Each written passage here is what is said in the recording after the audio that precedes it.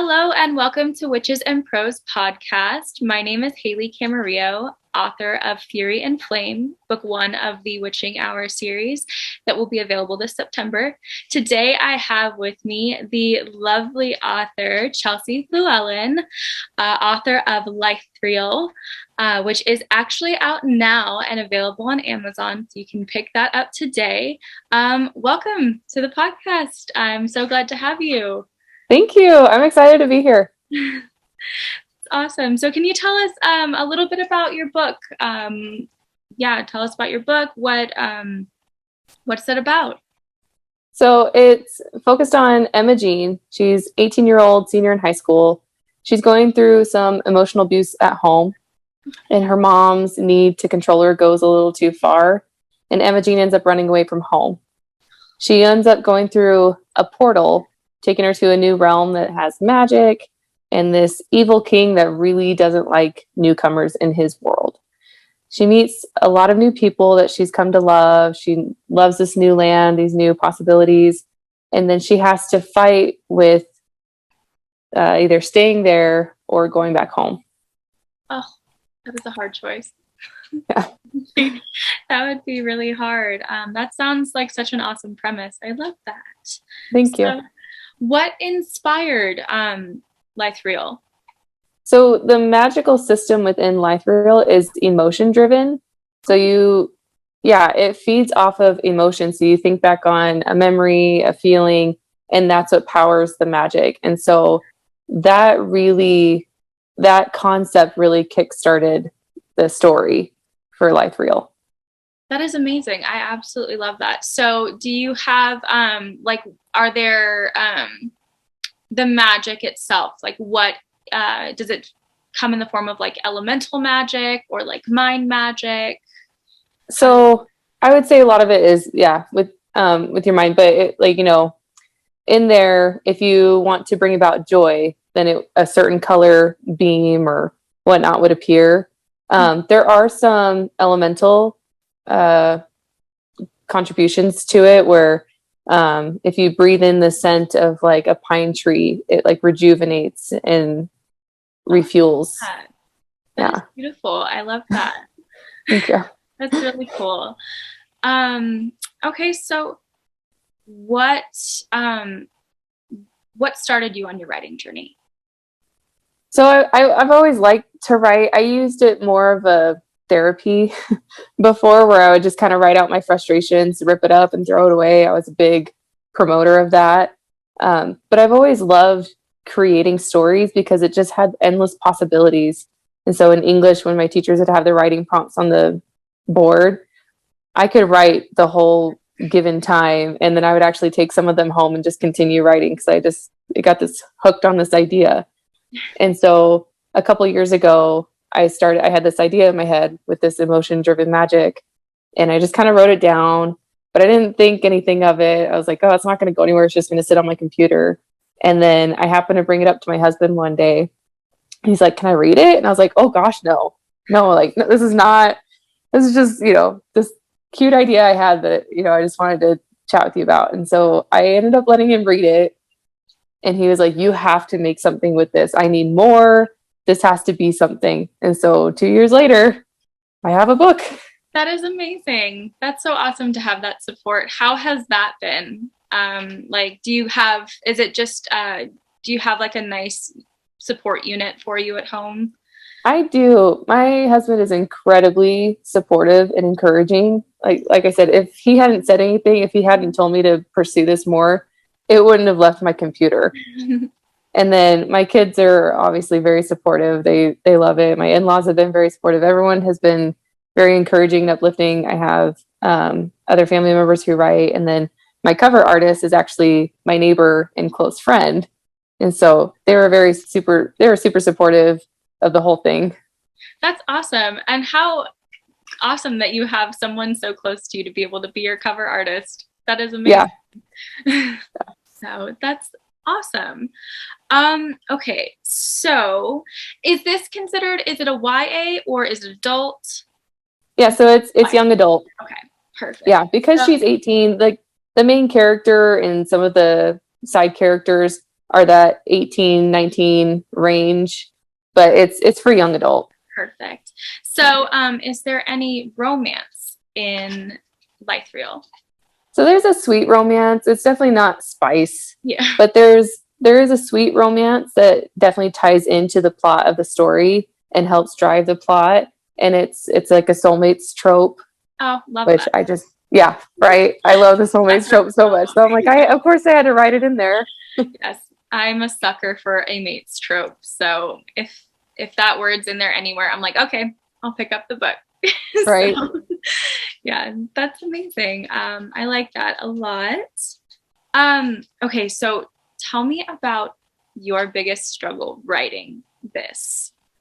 I feel like time, right? It's the biggest struggle is time. And because I've got 4 kids, so a lot of my writing happens at night. Mm-hmm. And so the other part I struggle with is I definitely am a mix of the plotting and pantser, where I have like few key points I want to hit in the story, and the rest I just kind of let it flow where it needs to. And so those moments where I'm trying to figure out where the flow is, it can be a struggle. And so, but those moments will hit me where I'm like, that's what needs to happen. And I'll just go right when I can, or I'm like, honey, you need to watch the kids so I can write real quick. So yeah, those are my 2 big ones. I feel like as a mom writer, yep, time is always the hardest. And as a fellow like plotter pantser, I absolutely understand as well. It's like, it's the best of both worlds and it's the worst of both worlds at the same time. Yeah. Okay, so this is your first debut novel, right?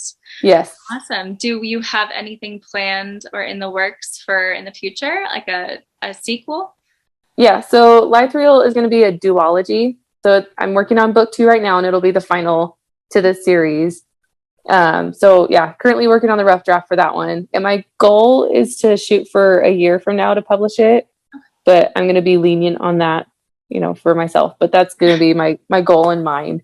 And then I actually have a 5-book series that I'm working on next after that, and I've already started the rough draft for the first one for that one too. Oh, that's exciting. Is it also YA or? Yeah, it'll be YA. Yeah, it'll be, another one of those, like a sweet romance will be part of it. Okay. But I tend to stick to like the clean fantasy. Perfect. That's awesome. And let's see. Okay, so tell me a little bit about your characters. Do you have a favorite? So my favorite is actually one of the little girls in there. So the main male character, his name is Cole, and he has a little sister named Jasmine. And Jasmine is one of my absolute favorite characters because she's just this beam of joy, sweet and innocent. And I feel like when her character pops into the book, it just kind of reminds you of that like wholesome family feeling and reminds you that it's like a family.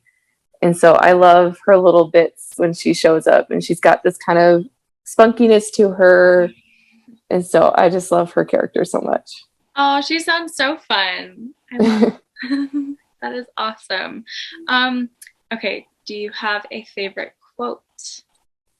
Ooh, okay, yes. So this one actually stuck with my book throughout from the very first draft I wrote.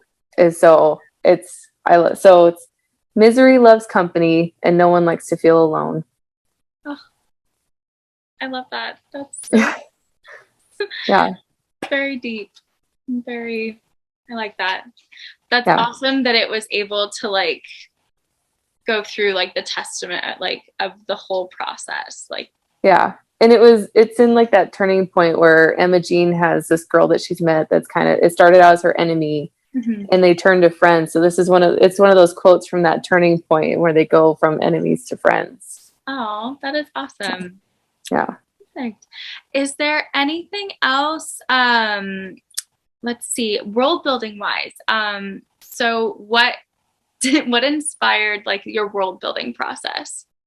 I definitely love nature. Okay. And I love, like the magic is, part of it thrives on nature. So it's definitely when she gets to that second world, it's more nature, more of a nature vibe going on. And so it's like a wooded area, and then they're near a big river lake area. And so I definitely wanted lots of trees, lots of greenery, broken down old castle buildings. And the evil king has a big castle and whatnot, but I definitely wanted a simple nature feel for the new realm she enters, and I think I was able to do that. That sounds lovely. Yeah, that sounds really awesome. I love that whole kind of like going back to nature, and it goes, I feel like, really well with your like emotional type magic system. Like it's very simplified but very powerful at the same time. Nice. Yeah, there's a scene where she learns how to grow flowers with her magic. And so, yeah, I love this like organic earth feel where it's like she can go to a place in her mind and produce a flower that she can envision in her mind and just make nature and make things beautiful. And I love it. Yeah, that sounds amazing. That sounds absolutely beautiful. Well, I believe that we have gone through all of our questions and then some. Awesome. So yeah, again, thank you so much for being on here today. I had so much fun chatting with you and learning about Lythreal. Again, it is available on Amazon. You guys can go ahead and pick up a copy. Thank you so much, Chelsea, for being on today. And I cannot wait to pick up my own copy and read that and then watch you along your journey on TikTok for book 2. Thank you. And again, this was Witches and Prose podcast. And thank you guys so much for watching.